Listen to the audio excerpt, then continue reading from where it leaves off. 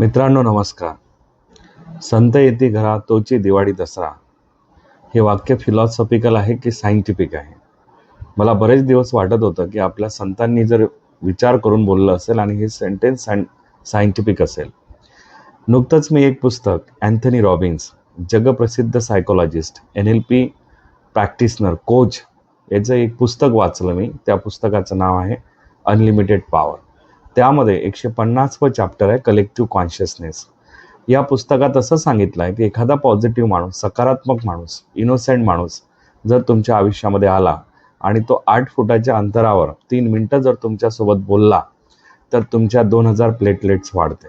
त्या उलट एखादा दलिंदर माणूस, एखादा नैराश्य माणूस तुमच्यासोबत आला, तो 3-4 मिनटं जर तुमच्यासोबत बोलला तर आपले 1500 प्लेटलेट्स कमी होतात.